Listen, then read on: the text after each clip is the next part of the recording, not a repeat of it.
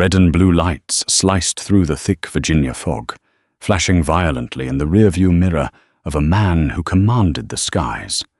Officer Mitchell Hayes smirked, thinking he had bagged an easy target. Just another driver who didn't belong in this affluent, quiet neighborhood. He had no idea the man sitting calmly behind the wheel possessed security clearances the president himself relied on. In less than 20 minutes, this racially motivated traffic stop would trigger a furious, unprecedented phone call from the Pentagon, ending a career and sparking a reckoning no one saw coming. The clock on the dashboard of the charcoal grey Lexus read 2:14 a.m. General Arthur Pendleton, United States Air Force, rubbed his tired eyes, the faint glow of the dashboard illuminating the sharp, distinguished lines of his face. At 58 years old, Arthur was a man who had seen the worst of humanity and the best of it. He was a 4-star general, one of the highest-ranking military officials in the free world, and he had just spent the last 19 hours inside the secure subterranean depths of the Pentagon, running crisis simulations that would make the average citizen unable to sleep for a month. He was exhausted. His shoulders, adorned with the 4 silver stars of his rank on his immaculate service dress uniform, felt unusually heavy. He had attended a formal military gala earlier in the evening, only to be pulled away by an urgent national security briefing. Now, finally heading home to his quiet estate in the wealthy, secluded suburbs of Oak Ridge County, all he wanted was a glass of bourbon and the warmth of his bed. The highway was a desolate stretch of asphalt, slick from a recent, unseasonable spring downpour. The fog rolled in thick off the nearby Potomac River, clinging to the tall pines that lined the road. Arthur drove the speed limit, exactly 45 miles per hour. He was a man of precision, a former fighter pilot whose entire life was governed by discipline, rules, and exact calculations. A mile behind him, hidden in the dark cutout of an abandoned way station, sat Officer Mitchell Hayes. Hayes was 32, a man whose ambition vastly outweighed his competence. He had been with the Oak Ridge County Police Department for 6 years, and in that time he had built a reputation. Among his fellow officers, he was known as a hothead, a guy who played fast and loose with probable cause. Among the citizens, particularly the minority citizens who happened to drive through the wealthy, predominantly white enclave of Oak Ridge, he was known as a nightmare. Hayes didn't just enforce the law, he used his badge as a weapon to enforce his own twisted worldview of who belonged where. As the sleek Lexus passed his hiding spot, Hayes's radar gun registered a perfect 45. But Hayes didn't care about the speed. He squinted through the rain-streaked windshield of his cruiser, his eyes locking onto the driver. The street lights overhead flickered, casting just enough light for Hayes to see a black man behind the wheel of a vehicle that retailed for over $100,000. Hayes felt that familiar, ugly tighten in his chest. Not in my town, he thought. He threw the cruiser into drive, the tires spinning on the wet gravel, and merged onto the highway. He didn't flip his sirens on immediately. Instead, he tailed the Lexus, riding dangerously close to the bumper, running the plates through his onboard computer. In the Lexus, Arthur noticed the headlights aggressively filling his rearview mirror. His training instantly kicked in. He didn't panic. He simply maintained his speed, kept his hands at 10 and 2, and watched the aggressive driving behind him. Federal government plates, Hayes muttered to himself in the cruiser as the terminal returned the search. Classified registration, Department of Defense. For a rational officer, this would be the moment to back off. A classified DoD plate in a suburb just 15 miles from the Pentagon meant the driver was someone important, someone deeply embedded in the federal government. But Hayes's bias blinded his logic. To him, the plates were just a cover. Probably some mid-level bureaucrat taking a government pool car out for a joyride, Hayes rationalized. Or maybe he stole it. Hayes flipped the switches. The light bar on the roof erupted into a blinding frenzy of red, blue, and white strobes, piercing the fog and illuminating the dark road. He hit the siren for a brief, ear-splitting burst. Arthur sighed heavily. He glanced at the clock. 2:18 a.m. He tapped the brakes, flipped his right turn signal on, and smoothly guided the heavy Lexus onto the shoulder, bringing it to a perfectly parallel stop beneath a flickering street lamp. He shifted the car into park, rolled down his driver's side window, and placed both hands firmly on the top of the steering wheel. It was a routine he knew well. Despite 4 stars on his shoulders and a chest full of medals, including the Silver Star and the Distinguished Flying Cross, Arthur knew that in the dark, to a certain type of cop, he was just a target. Hayes parked his cruiser at a sharp, aggressive angle, intentionally blocking the Lexus in. He unbuckled his seatbelt, stepped out into the misty rain, and adjusted his utility belt, resting his right hand heavily on the butt of his service weapon. He walked with a swagger, his flashlight already drawn, a bright LED beam slicing through the night. He didn't approach the window cautiously. He approached it with immediate, unearned authority. He shined the blinding flashlight directly into Arthur's eyes, not bothering to lower it even as he reached the door. "License, registration, and proof of insurance. Right now," Hayes barked, his voice dripping with condescension. Arthur squinted against the glaring beam, his military bearing unwavering. "Good evening, officer. Is there a reason I was pulled over?" "I asked the questions," Hayes snapped, leaning closer. His eyes darted over Arthur's attire. He saw the dark blue jacket, the epaulets, the ribbons, but his prejudice was a thick filter, blocking out reality. He didn't see a commanding officer. He saw a costume. I said, "License and registration, and keep your hands where I can see them." "My hands are on the wheel, officer," Arthur replied, his voice a deep, resonant baritone that commanded rooms of global leaders. He remained perfectly still. "My identification is in my breast pocket. I am going to reach for it now. Is that understood?" "Move slow," Hayes warned, unholstering his weapon an inch, the distinct click of the retention strap snapping, echoing in the quiet night. "Real slow." Arthur moved with deliberate, telegraphed slowness. He reached 2 fingers into the breast pocket of his uniform jacket and withdrew a slim, black leather wallet. He opened it and extracted 2 cards. The first was his standard Virginia driver's license. The second was his Common Access Card, CAC, the Department of Defense military ID that bore his photo, his rank of O10, and a microchip that granted him access to the most secure installations on the planet. He handed them out the window. Hayes snatched the cards, pulling his flashlight back to illuminate them. He looked at the driver's license. Arthur Pendleton. Then he looked at the DoD ID. He read the rank. General. He looked up, shining the light back into Arthur's face, a sneer curling his lip. "General?" Hayes scoffed, letting out a harsh, mocking laugh. "You expect me to believe this?" "It is a federal identification card, officer," Arthur said, his tone remaining perfectly flat, entirely devoid of fear or intimidation. "If you run the barcode, your dispatch will confirm my identity and my clearance. I don't need to run anything to know fake ID when I see it," Hayes spat, tapping the hard plastic card against the edge of the window. "You really went all out, didn't you? Stole a government car, bought a uniform from a surplus store, and printed up a fake ID. What is this? Some kind of elaborate sovereign citizen scam? Or are you just impersonating an officer to get out of tickets?" Arthur's jaw tightened infinitesimally. The sheer audacity of the accusation, born entirely out of the color of his skin, was not new to him, but it had been decades since he had faced it so blatantly. "Officer, I highly recommend you step back. Contact your shift supervisor and have them verify that card. I am currently on my way home from the Pentagon.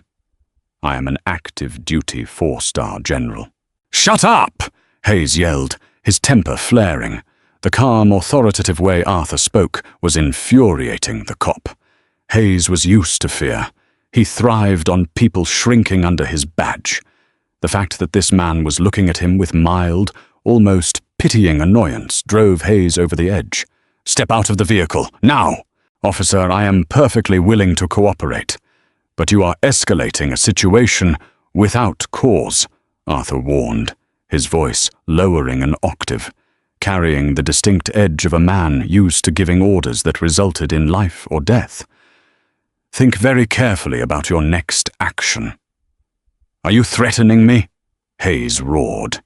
He drew his taser with his left hand, pointing it directly at Arthur's chest, while his right hand hovered over his firearm. "Get out of the car, or I will pull you out." Arthur didn't flinch. He recognized a volatile, dangerous man when he saw one. He knew that any sudden movement could result in a tragedy. He slowly removed his seatbelt, pulled the door handle, and stepped out onto the wet asphalt. He stood at his full height, 6'2", towering over the slightly shorter police officer. Even in the rain, Arthur's uniform was immaculate, the 4 stars gleaming faintly in the strobe lights of the cruiser. "Turn around. Face the car. Hands behind your back," Hayes ordered, his voice trembling slightly with a mix of adrenaline and misplaced rage. Arthur turned, placing his hands flat against the cold, wet roof of his Lexus. "You are making a catastrophic mistake, officer. I suggest you call your watch commander." "Spread your legs," Hayes commanded, ignoring him. He stepped in hard, kicking Arthur's ankles apart with their unnecessary force. Hayes grabbed Arthur's wrists, wrenching his arms behind his back, and slammed a heavy pair of steel handcuffs onto the general's wrists. He ratcheted them tight, too tight. The metal bit into Arthur's skin, pinching the nerves. "Stolen valor is a federal offense, pal," Hayes sneered, patting Arthur down aggressively, checking his pockets. He pulled a sleek, encrypted government smartphone from Arthur's trousers. "Let's see what else you're hiding. You have the right to remain silent. I highly suggest you use it." Hayes grabbed Arthur by the collar of his jacket and shoved him toward the police cruiser. He opened the back door and forcefully pushed the 4-star general into the cramped, hard plastic back seat, slamming the door shut with a triumphant thud.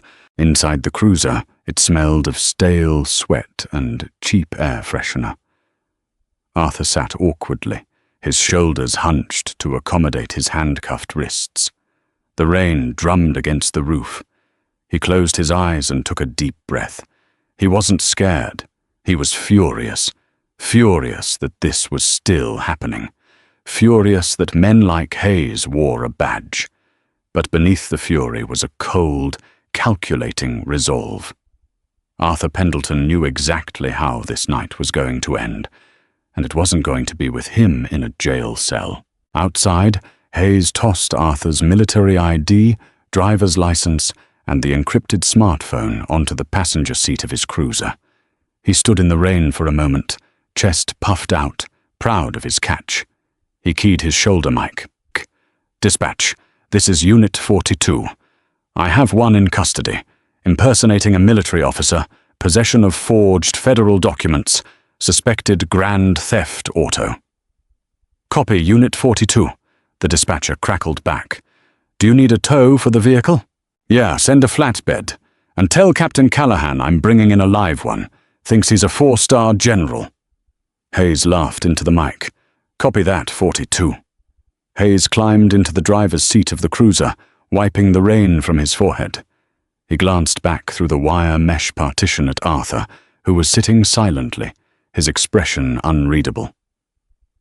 "You're going away for a long time, buddy," Hayes taunted. Arthur simply stared at him. "You didn't run the ID, officer. You didn't verify the plates." "I told you to shut up," Hayes yelled, slamming his hand against the plexiglass divider. Suddenly, a harsh, synthesized buzzing sound shattered the tension inside the cruiser.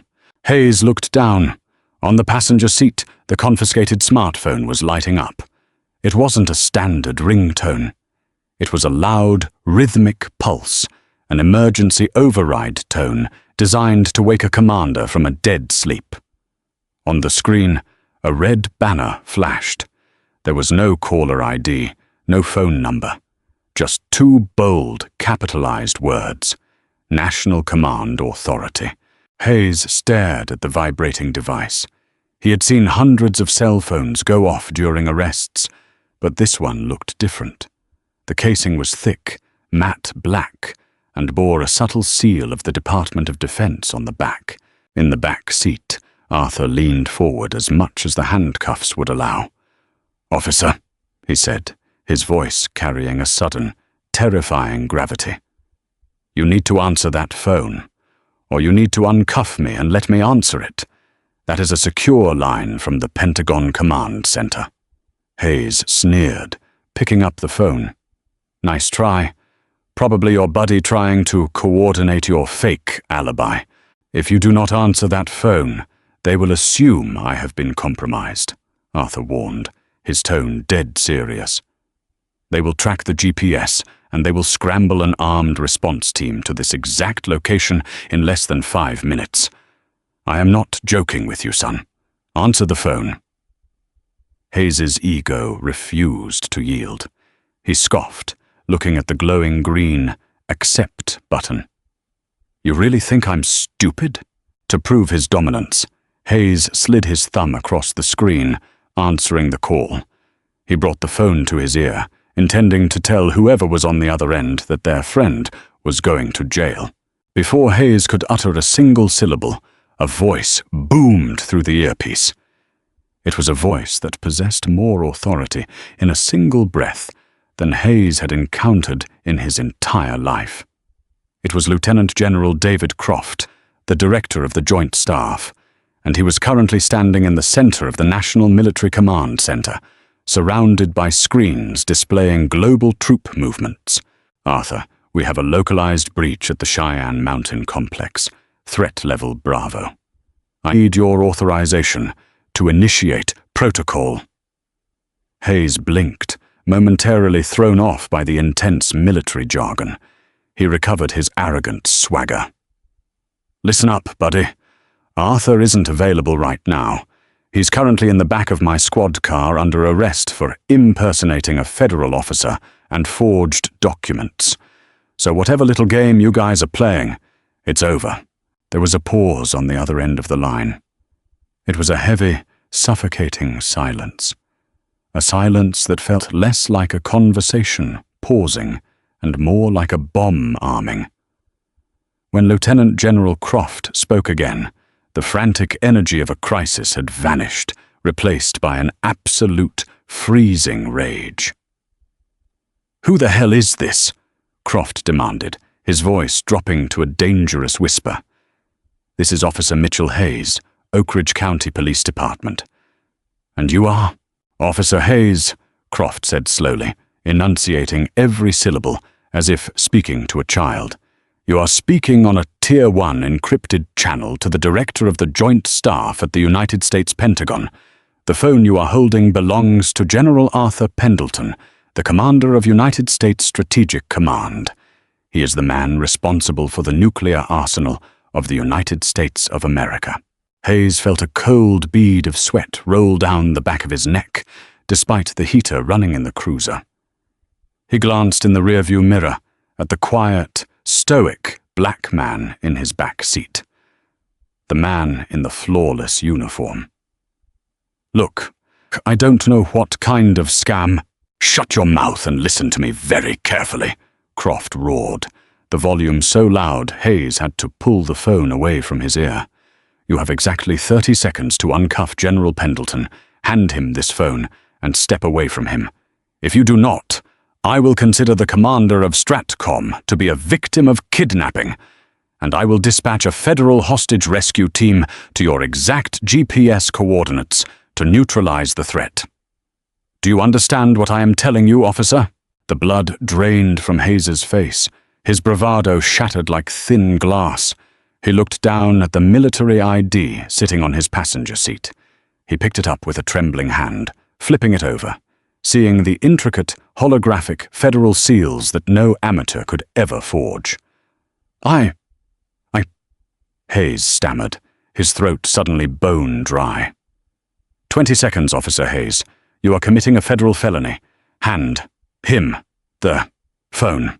Across town, at the Oak Ridge County Police Precinct, Captain Robert Bob Callahan was pouring his third cup of awful breakroom coffee.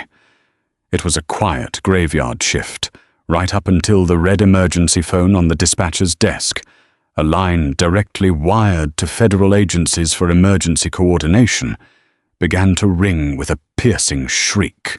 Callahan rushed out of the break room. The dispatcher, a veteran named Sarah, picked it up. She listened for 3 seconds, her face turning pale white.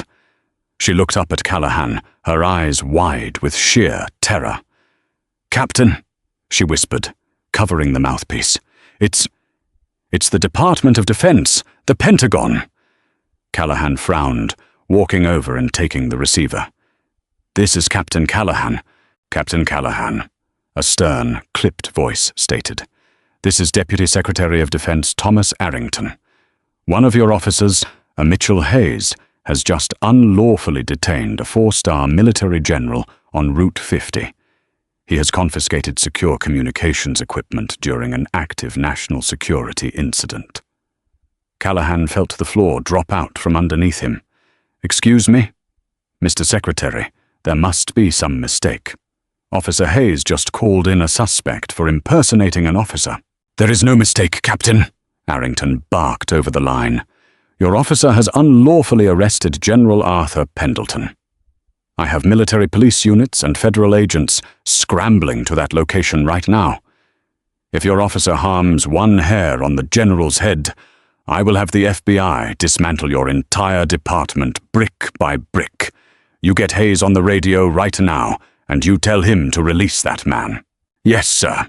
Immediately, sir," Callahan said, his heart hammering against his ribs. He slammed the phone down and lunged for the dispatch console. He slammed his fist onto the primary broadcast button. "Unit 42, Unit 42, this is Captain Callahan. Respond immediately."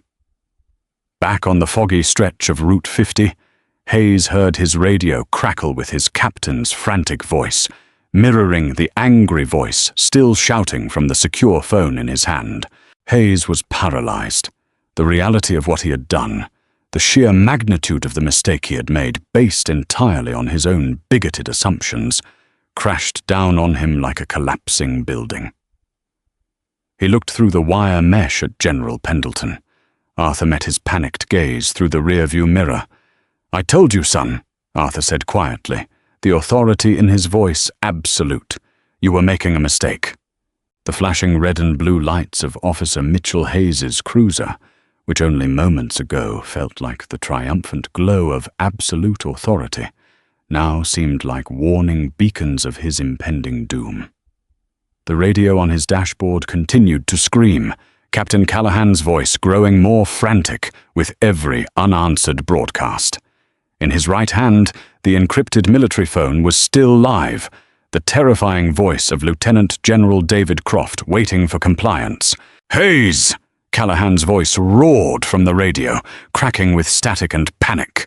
"Acknowledge immediately. Do not touch that man. Step away from the vehicle." Hayes felt the air leave his lungs. He was trapped between the screaming radio and the deadly silent threat on the phone. His hands began to shake uncontrollably. He looked back at General Arthur Pendleton, who sat with the perfect, rigid posture of a man completely unbothered by the cramped confines of the police cage. "Oh, okay," Hayes stammered into the secure phone, his voice cracking into a pathetic whine. I'm opening the door." He tossed the phone onto the passenger seat as if it were burning hot, grabbed his keys from his belt, and scrambled out into the damp Virginia night. The cold rain hit his face, but he was sweating profusely. He fumbled with the keys, dropping them once onto the wet asphalt, cursing under his breath as he scraped his knuckles retrieving them. He wrenched the rear door open. Arthur did not move, save for turning his head to look at the trembling officer. "Turn around, please," Hayes whispered, his previous swagger entirely eradicated. I need to take the cuffs off." Arthur smoothly shifted his shoulders, presenting his bound wrists. Hayes inserted the key. His hands were shaking so violently that it took him 3 attempts to catch the locking mechanism. With a sharp click, the steel jaws released. Arthur stepped out of the cruiser. He brought his arms forward, rubbing the deep, angry red indentations the over-tightened metal had pressed into his skin. He did not look at Hayes. He reached directly into the front seat of the cruiser, picked up his encrypted smartphone, and brought it to his ear. "David, I'm back on the line," Arthur said, his voice instantly shifting into a cadence of absolute command. The localized drama of a racist traffic stop evaporated from his demeanor, replaced instantly by the weight of global security. "Arthur, thank God," Croft replied, his relief palpable even through the encrypted line. "Status?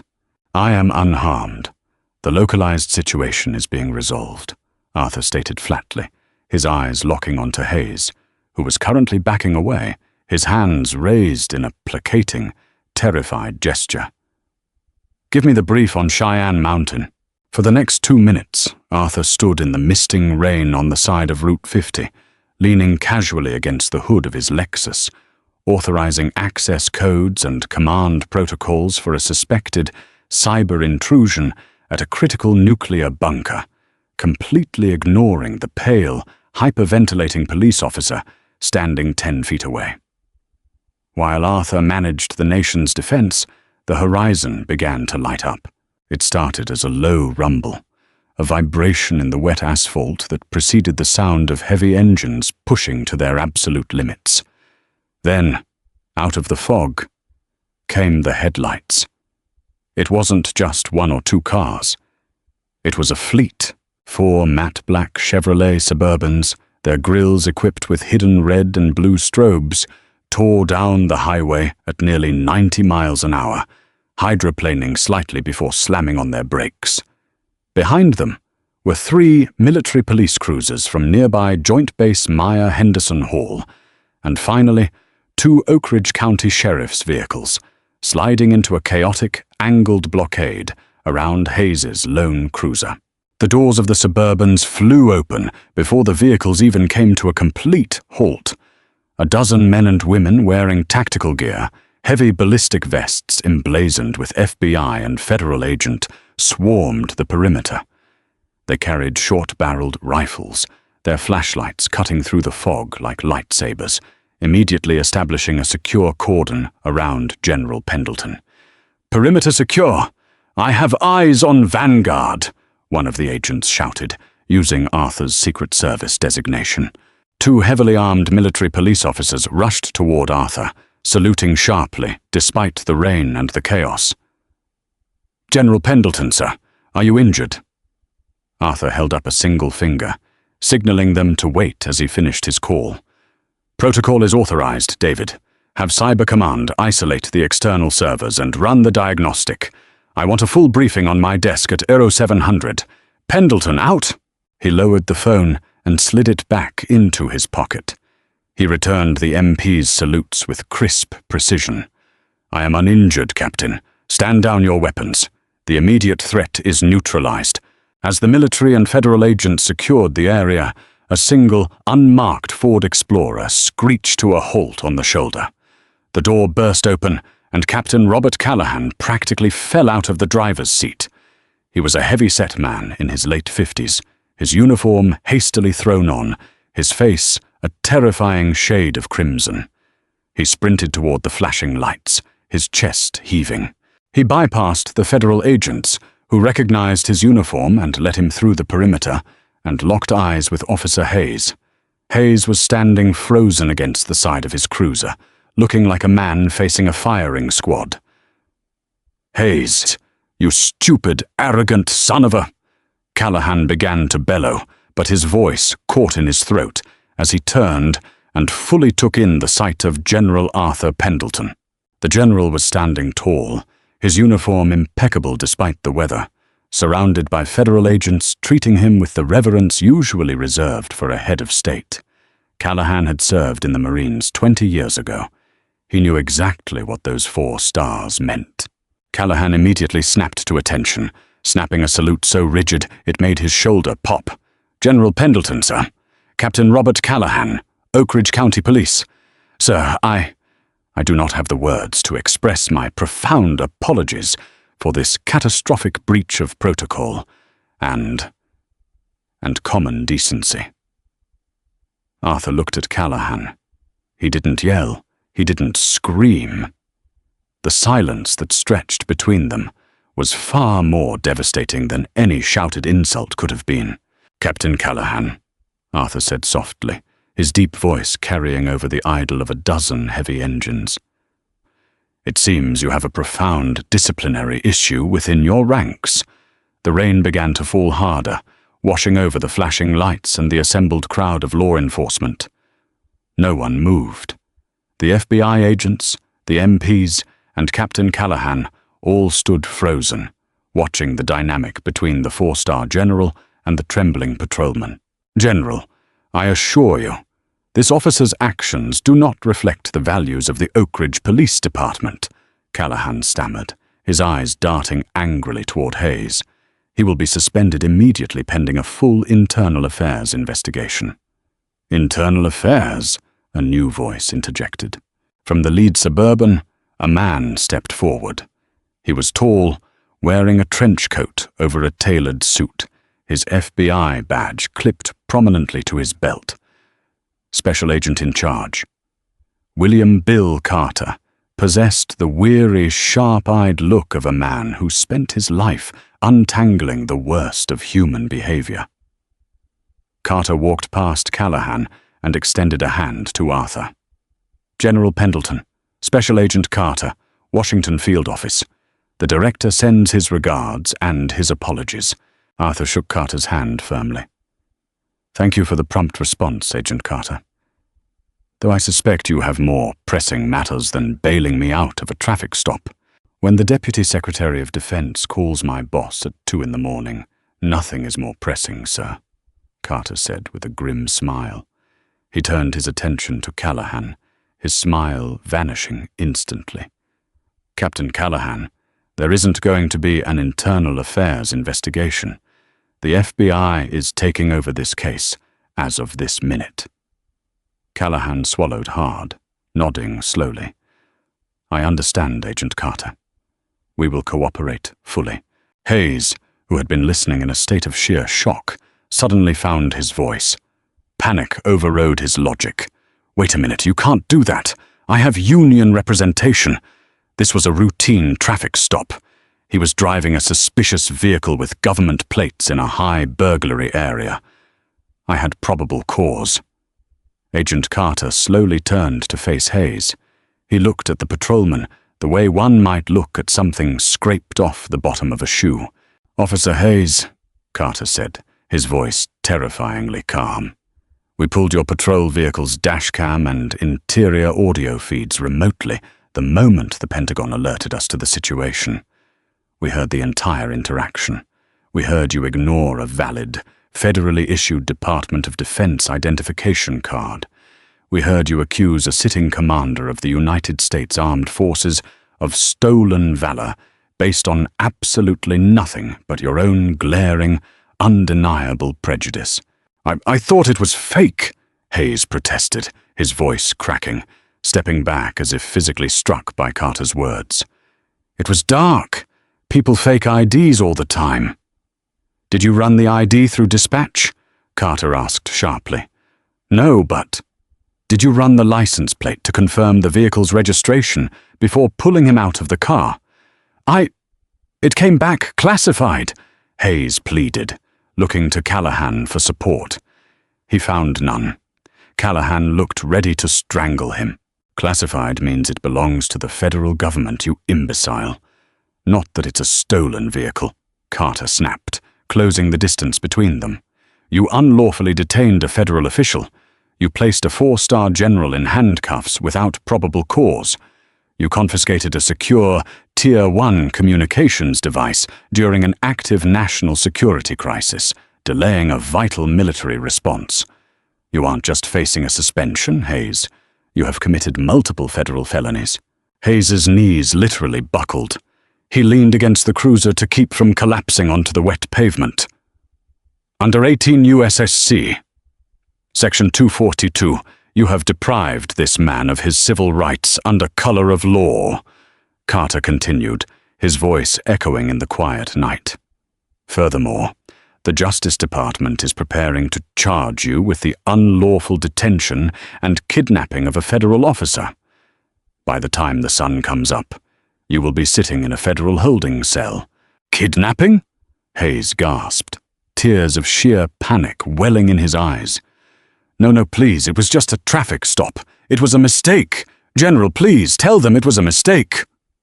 Hayes turned toward Arthur, his hands clasped together in a pathetic, begging gesture. The arrogant, aggressive cop who had bullied a man just 20 minutes prior was entirely gone, replaced by a terrified child facing the full, crushing weight of the United States government. Arthur Pendleton looked at him. He didn't feel triumph, only a deep, profound exhaustion. A mistake at Officer Hayes is misreading a speed limit sign, Arthur said, his voice cutting through the rain with the clarity of a church bell. A mistake is forgetting to file a piece of paperwork. What you did tonight was not a mistake. It was a choice. Arthur took a slow step forward, towering over the cowering officer. You saw a black man driving a nice car in a nice neighborhood, and you made a choice, Arthur continued, his tone devoid of anger, but heavy with an undeniable truth. You chose to assume I was a criminal. You chose to ignore my lawful identification because it didn't fit the bigoted narrative in your head. You chose to escalate to violence, drawing a weapon and placing me in cuffs to satisfy your own ego. Hayes sobbed quietly, unable to look the general in the eye. I have spent 35 years defending this country, Arthur said, looking down at the handcuffs still dangling from Hayes's belt. I have buried men and women who died for the Constitution you swore an oath to uphold. You wear a badge that represents the trust of your community. Tonight, you proved that you are entirely unworthy of that trust and unworthy of that uniform. Arthur turned away from Hayes, dismissing him completely. He looked at Captain Callahan. Captain, relieve this man of his duty, Arthur ordered quietly. Callahan didn't hesitate. He marched up to Hayes. Officer Mitchell Hayes, you are immediately terminated from the Oak Ridge County Police Department. Hand me your weapon, your badge, and your duty belt, right now. With shaking, uncoordinated hands, Hayes unbuckled his heavy leather gun belt, letting it drop into Callahan's waiting hands. He reached up, unpinning the silver badge from his chest, the badge he had wielded as a weapon for 6 years, and handed it over. As soon as the badge was removed, 2 FBI agents stepped forward.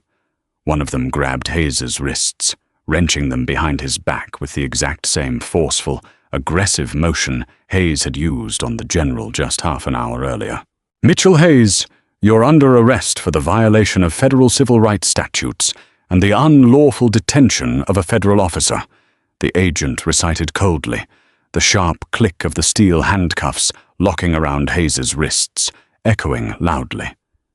You have the right to remain silent.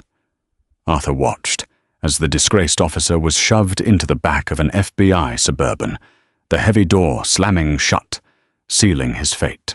Agent Carter walked back over to Arthur. We'll need a formal statement from you in the morning, General. But for now, my men will escort you home. Make sure you get there without any further interruptions. Thank you, Agent Carter, Arthur said, pulling his collar up against the chilling rain. I'd appreciate that. As Arthur walked back toward his Lexus, he looked at his wrists. The deep red marks from the handcuffs were already beginning to bruise. A stark, painful reminder that no matter how many stars were pinned to his shoulders, no matter how much power he held in the deepest bunkers of the Pentagon, there were still places in the country he had sworn to protect, where he was seen only as a threat. But tonight, he thought, as the engine of his Lexus roared to life, one of those threats had been permanently removed from the streets. By 7 a.m. the following morning, the sun was rising over the Potomac River, casting a brilliant golden light against the massive concrete walls of the Pentagon. Inside the E-ring, where the highest-ranking military officials commanded the armed forces, General Arthur Pendleton sat at his mahogany desk. He had changed into a fresh, pressed uniform. A steaming cup of black coffee rested next to a classified dossier regarding the localized cyber intrusion at Cheyenne Mountain, a threat that had been swiftly neutralized thanks to his authorization on the highway. To Arthur, it was business as usual. He had a nation to defend.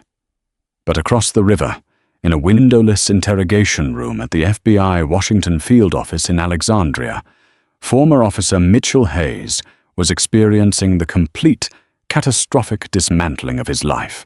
Hayes sat at a metal table, still wearing the damp clothes from the night before, minus his belt and shoelaces. He looked utterly broken. The adrenaline had long since faded, replaced by the crushing, suffocating reality of federal custody. His hands trembled as he stared at the two men sitting across from him, Special Agent Bill Carter and a sharp-eyed assistant United States attorney named Thomas Harrison. "I don't understand," Hayes rasped, his voice hoarse from hours of panicking. "Where is my union rep? I demanded my union representative." Harrison, the federal prosecutor, calmly opened a thick manila folder and slid a single sheet of paper across the table. "Your union, the Oak Ridge Police Benevolent Association, issued this press release 45 minutes ago, Mr. Hayes. I'll summarize it for you. They have publicly disavowed your actions, permanently revoked your membership, and stated they will not provide a dime for your legal defense. You are entirely on your own." Hayes stared at the paper, the words blurring as tears of disbelief welled in his eyes. "They can't do that. I was a cop for 6 years. I was protecting the community." "Protecting?"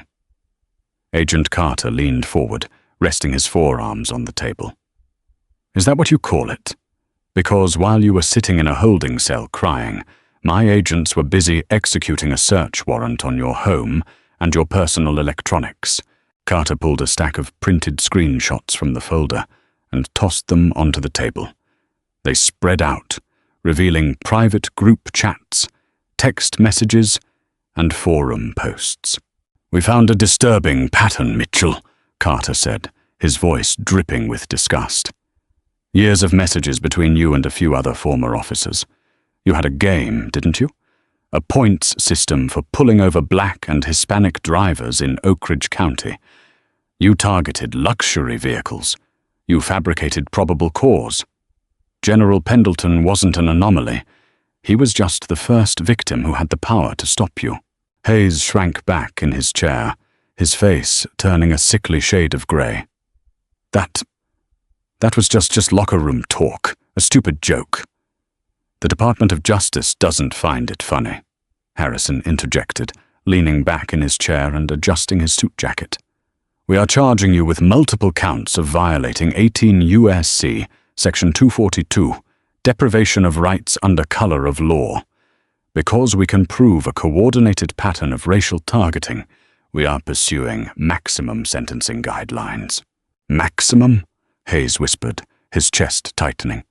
"How much time? For the civil rights violations?" 10 years, Harrison replied casually. Then the prosecutor's eyes narrowed, turning cold and merciless. "But that is the least of your problems, Mr. Hayes." Harrison pulled out another document. It bore the seal of the Department of Defense. At 2:24 a.m. last night, the United States Strategic Command was executing a Tier 1 crisis response to a suspected foreign cyber attack on a nuclear silo network, Harrison explained, his voice dropping into a deadly serious register. General Pendleton is the commander of Stratcom. When you unlawfully detained him, confiscated his encrypted communications device, and refused to let him answer a direct call from the National Military Command Center, you interfered with a critical national security operation. Hayes shook his head frantically. No, I didn't know. I thought he was a fake. Ignorance of a 4-star general's identity does not grant you immunity from the Espionage Act or the Patriot Act, Harrison said, delivering the ultimate twist. Because of your actions, the military response was delayed by 4 minutes.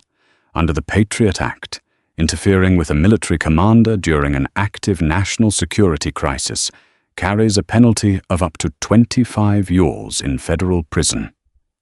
And I promise you, Mitchell, I will ask the judge for every single day of it. Hayes buried his face in his hands, letting out a hollow, agonizing sob.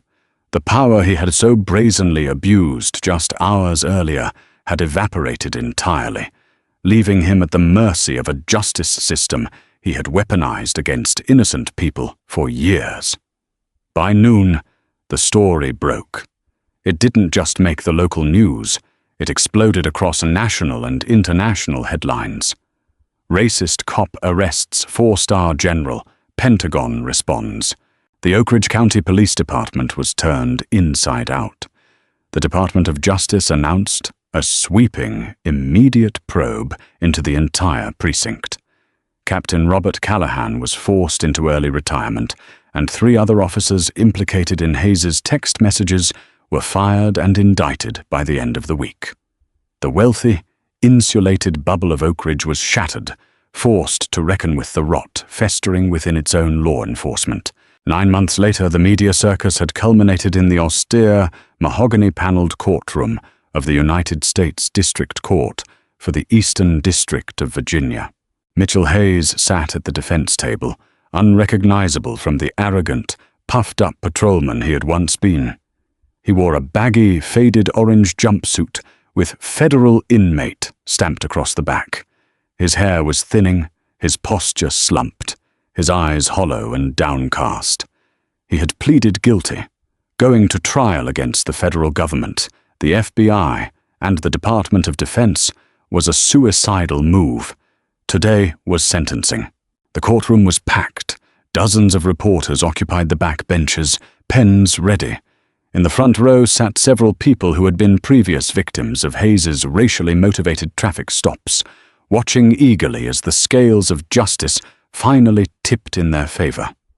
The heavy wooden doors at the back of the courtroom swung open, and a hushed silence fell over the gallery. General Arthur Pendleton walked down the center aisle. He wore his pristine service dress uniform, the 4 silver stars gleaming under the courtroom lights, rows of colorful ribbons decorating his chest. He walked with the slow, measured grace of a man entirely in control.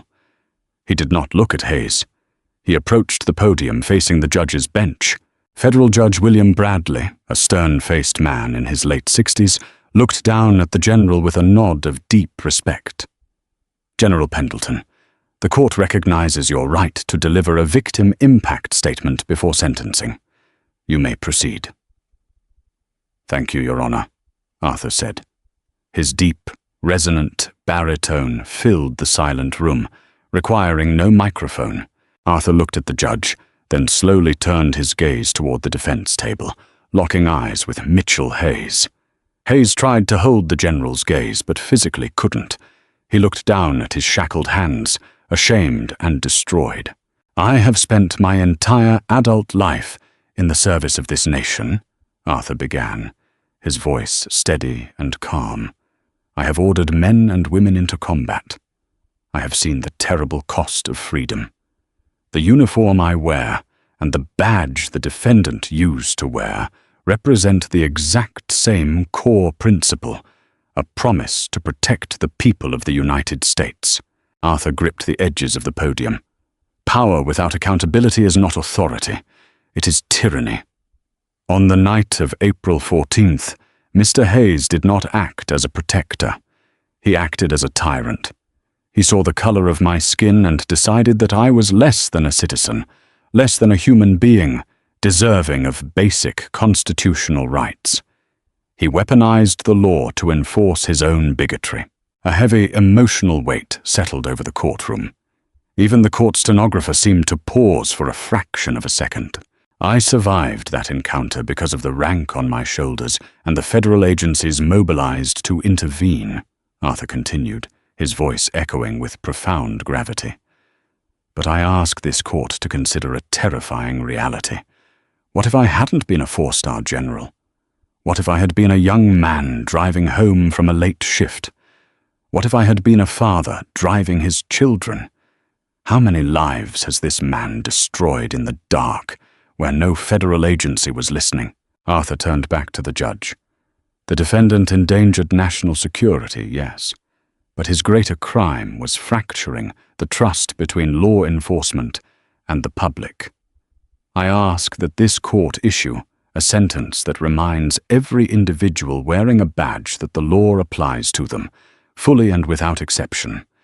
Thank you, Your Honor. Arthur stepped away from the podium and took his seat in the front row. Judge Bradley adjusted his glasses and looked down at Hayes, his expression one of absolute contempt. "Mitchell Hayes," Judge Bradley said, his voice cracking like a whip, "you took an oath to uphold the Constitution, and instead you used your badge as a shield for your own racial hatred. You humiliated citizens, you endangered a military commander, and you disgraced the uniform of law enforcement." Hayes stood up slowly, his lawyer holding his elbow to keep him from swaying. On the charges of deprivation of civil rights and interference with federal military operations under the Patriot Act, the judge declared, striking his gavel, "I sentence you to 18 years in a maximum security federal penitentiary. You will not be eligible for early release. Officers, remand the prisoner to custody." Hayes let out a muffled gasp, his knees buckling. Two U.S. Marshals stepped forward, grabbing him roughly by the arms and dragging the sobbing former cop toward the side door. In less than a year, Hayes had gone from the apex of unearned power to a federal inmate with a nearly 2-decade sentence ahead of him. Outside the courthouse, the Virginia sun was shining brightly. General Arthur Pendleton walked down the wide granite steps, adjusting his service cap. Reporters shouted questions, camera flashes went off, but Arthur simply gave a polite nod and kept walking. At the bottom of the steps, his black Lexus was waiting. It was the same car he had been driving that fateful night. A young Air Force staff sergeant stood by the rear door, snapping a sharp, perfect salute as the general approached. Arthur returned the salute, a faint, genuine smile crossing his face for the first time that day. He slid into the back seat. As the heavy door closed, shutting out the noise of the media and the chaos of the city, Arthur looked out the window. High above the skyline, a pair of F-22 Raptors roared across the blue sky, conducting a routine patrol over the capital. The skies were safe, the nation was secure, and today the streets were just a little bit safer too. True authority does not come from a badge, a gun, or the ability to instill fear. It comes from integrity, accountability, and the solemn duty to protect all people equally. Officer Mitchell Hayes let arrogance and blinding prejudice turn him into a tyrant, forgetting that nobody is above the law, especially not those sworn to enforce it. General Pendleton's quiet strength proved that true power doesn't need to shout to be heard, and justice, while sometimes delayed, can strike with absolute, devastating precision. If this story of accountability and justice resonated with you, please hit that like button, share this video with your friends, and subscribe to the channel for more incredible real-life stories. Drop a comment below. What would you have done if you were in the general's shoes? Let's get the discussion started.